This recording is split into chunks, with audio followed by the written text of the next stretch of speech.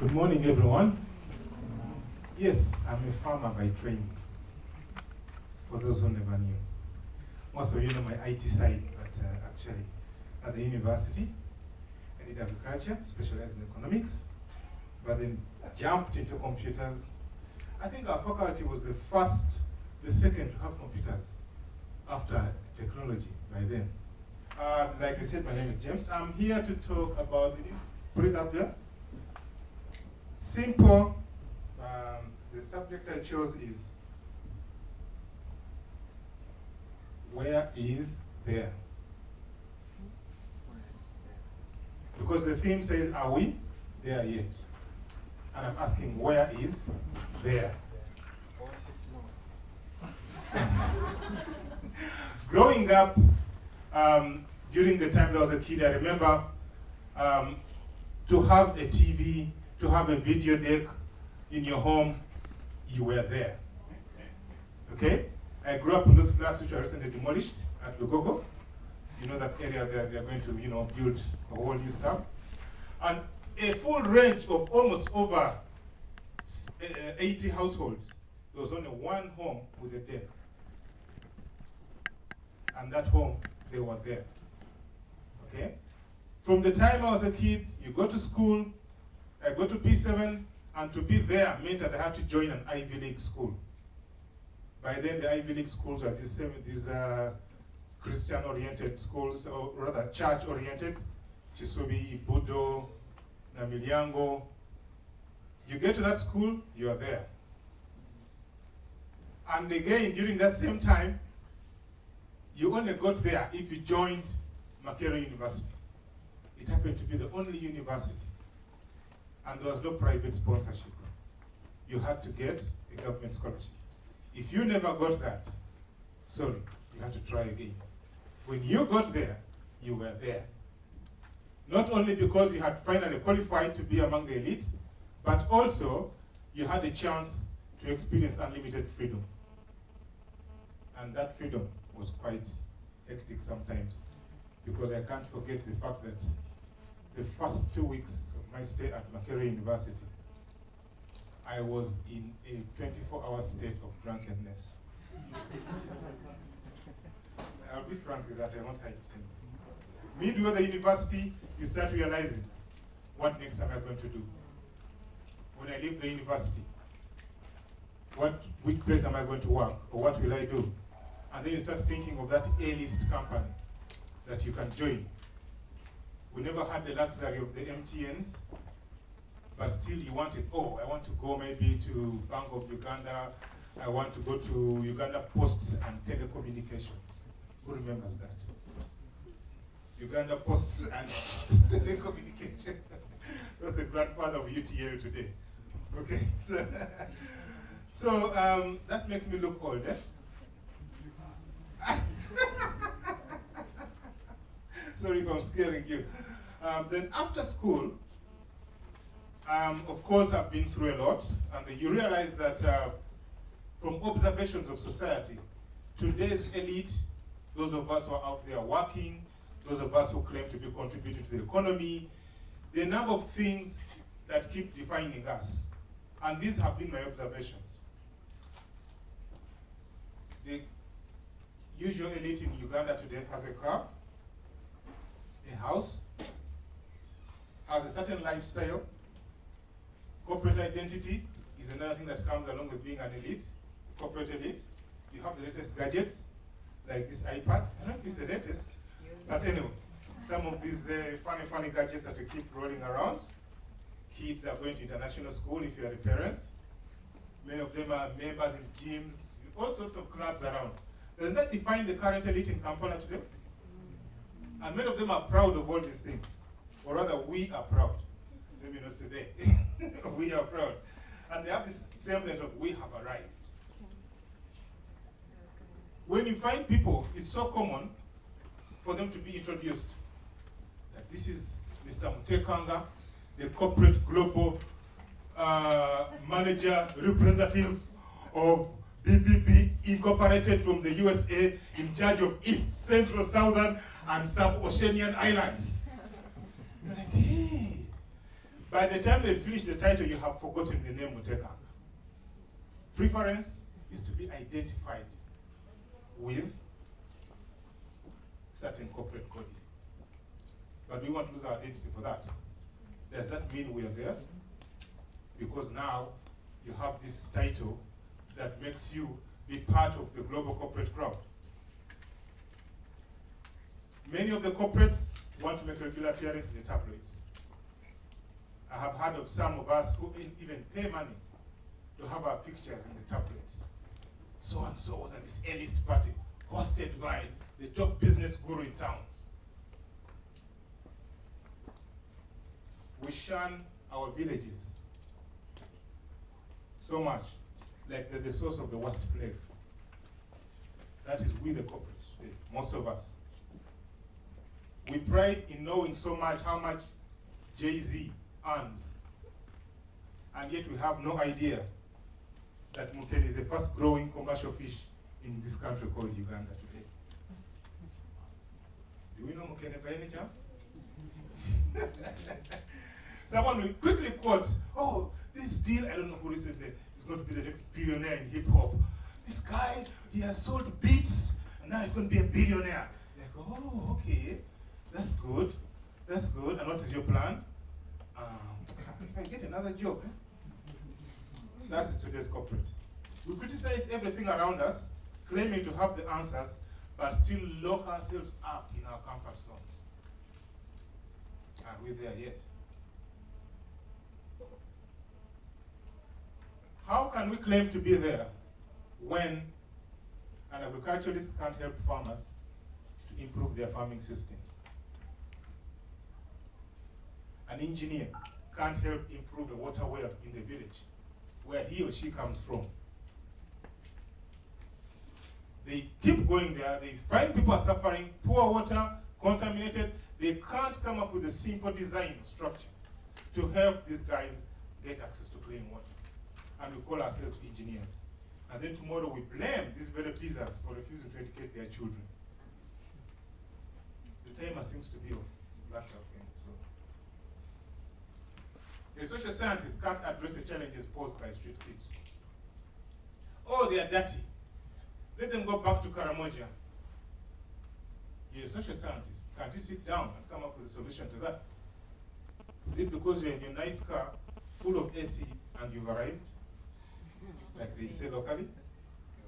An entrepreneurship graduate can't start up a business. Are we there? A programmer can't code for that shopkeeper in his neighborhood. You're thinking of developing code for Microsoft or Google. But that shopkeeper in your neighborhood needs a simple utility to help them manage their affairs. You can't do that. You take pride in winning competitions and earning $10,000. We have parents that can't look after children today. Yes, my peers. We can't look after children. And we think that maids will do that for us because we are very busy. People aspire to leave the country. Okay? And then we don't have faith in homegrown products also. You want to put on a shirt, a trouser that's been imported. You don't mind that second hand. Someone brings a genuine, locally made stuff, and you're like, no way, that's below my standards. With all that in mind, I had an experience recently. I was at Molago and at the Cancer Institute. And I found this lady seated by the roadside, crying. She looked, really, you could see, she was quite poor. And evidently she had cancer because there were all the signs of the treatment she was probably undergoing. And she had her little possessions next to her. So I was driving out and I see her weeping. For a minute I said, no, I just can't see someone weeping, and I just continued my way like business as usual. So I pulled up by the roadside, parked my car in a wrong spot moreover, and walked out, went to her, trying to talk to the lady. How are you? What's the problem? Please share with me. She just continued weeping. Now, if you've not been to the Cancer Institute, you don't know what goes on. While we are here enjoying life in Angenois, we are painting the town red and brown. People have issues that need the attention of everyone. Unfortunately, it looks like she was so disturbed that she couldn't even tolerate anyone talking to her. I tried for about 5 minutes. People thought I was mad, but I thought maybe by listening to her story, I could do something to help her out. She refused to talk. So because I had to go somewhere, I said, okay, well, I hope I find her when I come back. I'll try and talk to her when I have more time. I drove away, but unfortunately when I came back, she wasn't around. I don't know what's happened to her. I don't know whether she committed suicide after that.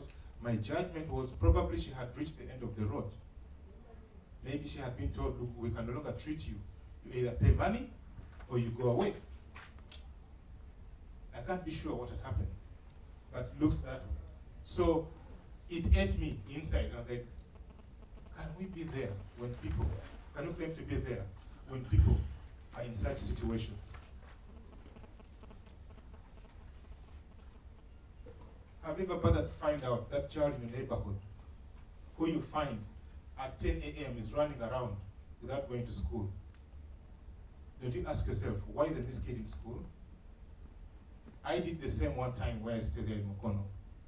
And I found that what was separating that little child in my neighborhood from going to school, what was stopping him, was because he never had 3,000 shillings. 3,000 shillings. Now this is money that I give my kids for break on a daily basis.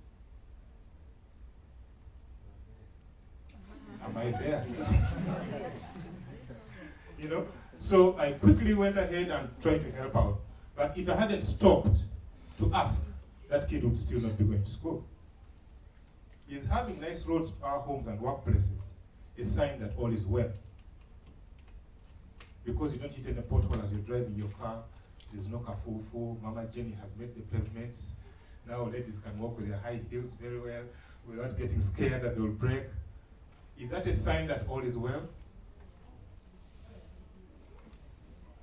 When did you last visit a government health center? You keep hearing health center 2, health center 4. Do you know what they mean, by the way? Yeah. Yes. You have no clue, but give it a try. Ask around. Then you go and see a health center 2 or 3. You'll find a health center with a doctor, not even a doctor actually. What's the next level? Are they clinicians? Who doesn't even have a stethoscope? Nothing, not even a weighing machine. Please try and go there before you think we are there. Do you know what poverty is beyond the textbook definition? Have you used your knowledge of rich dad, poor dad to change not only yourself but all those around you? These are questions I want us to ask ourselves. We keep jumping up, oh, rich dad, poor dad, now I can make money, I can do this. Notice the term I. Every time you say this, I can, I can, I can, I can. Be careful as you say I, because the world is not about I. Are you enslaved to the notion that money makes the world go round? We've spent many years educating ourselves. However, we're always told money is the beginning and the end, and we end up believing it. But is it really true? Can we effect change without money? Have you by any chance given up on those public good values you had as a child and now turned into a self-centered individual? Last night, my daughter told me that her friends in her class hate the president so much. And she said, if I meet the president, I'm going to tell him one thing. Can you please go and visit those poor people who are always on the streets and you help them? Say, okay, the day will come when you meet him or her and you will be able to share that. I hope she can maintain that empathy even when she turns 30. Because as we grow, it seems we progressively become self-centered. Can we find creative ways of adding value to our commodities or our communities? How many of you have seen an ox plow? You know what an ox plow is? Yes. our local version of a tractor, oxen pulling in front, it has one blade. I've always wondered why it has only one blade. Because 2, 3, or 4 cows pull it the other direction, it makes one, it digs one line. Then the 4 cows again pull it back this way, another line. So probably that kind of approach to digging might take them 6 hours to dig an acre, to plow an acre. But why can't we have a 4-blade ox plow? So you dig 4 rows as you go, and another 4 as you come back. And this time spent 1.5 hours doing the same work. Why can't we think of that? Why can't we do it? To the engineers out there, this is a challenge. And I'm seriously pursuing that. I'm not an engineer, but I'm beginning to talk to a couple of people, asking them, why do we have to continue with the 1-blade ox plow? That's agriculture.